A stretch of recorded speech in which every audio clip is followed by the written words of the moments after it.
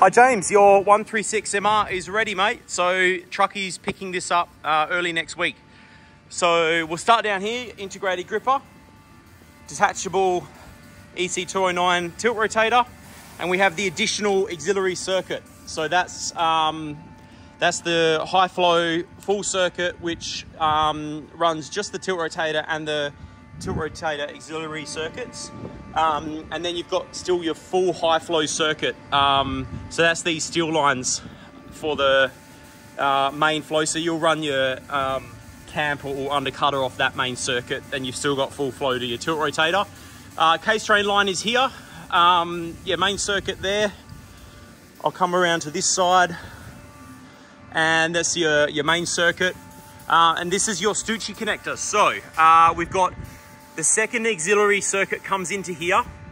Then you've got your main high flow circuit into here. And then you've got your case train line there. So yes, your tamper or your undercutter will connect onto this. The high flow circuit's just teed into the high flow circuit, same as the case drain. And then the second auxiliary, which you won't use that often, you'll most likely use this circuit for any extras. But anyway, that's gone into there. I couldn't tee them off as we discussed. There was just not enough room on the boom. However, as I was explaining, I'll show you this. You can still connect to them.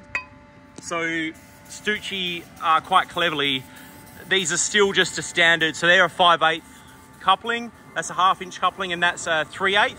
So that's just like a normal 3/8 flat face male coupling. You can just get any hose off your attachment, and you can just plug straight into these couplings here and use it without having to have the other end of the Stucci block. So very practical solution for that. So that's like your little protector cover. There we go. So that's bigger than the one that we use on the tilt hitches, of course, because we want the high flow. So coming along the boom, you've got LED work lights everywhere. You got your tow bar there. Now your tow hitches, you're getting the Harry built tow hitches, which will come with your trailer. So same bolt pattern as this, and you literally just swap it over. Here you've got your trailer directional lighting. So the directional lights are under there. So you're traveling forwards, they're white. At the back, they're black. If you change direction, they change. The same happens out here. So this is your trailer plug. Your drawbar will have a wiring harness that plugs into there. It'll also have this braking circuit. So that's the other thing we've added, is the trailer brakes. So that's got the poppet coupling for that. That's on both ends, as we discussed. So currently set up for narrow gauge, and that's fully adjustable. Of course, narrow, standard, and broad. So I'll come around to the back. This is the oscillating end, so you've got those massive lockout cylinders. Again, there's your tow lights and towing brakes. So that's park brake, not an air pneumatic brake, of course. Again, tow hitches there. You got your third emergency stop on this side, as we discussed, just on the bottom there, so you can reach that from this side. Your other emergency stop is, well, the inside one is there. And then, of course, we have the recessed one around on the other side. They both run the same style as we discussed. These stops, it's just the housing's different. Rear-facing brake, horn, front-facing horn. That's the auto greaser. And remember, the auto greaser does the full boom, but not the bucket area. So everything along here, up to there, and then you've got these points here to still grease, and the tilt rotator.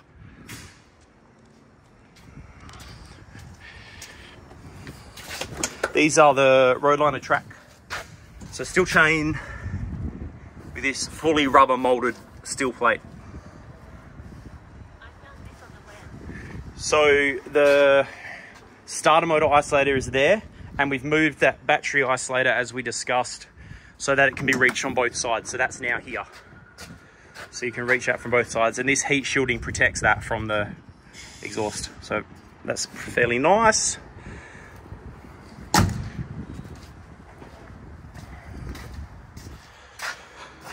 It also has a built-in isolator that when you turn the key off, 15 seconds later, it'll isolate the battery. So keep that in mind, that's very handy. It's a 12-volt system.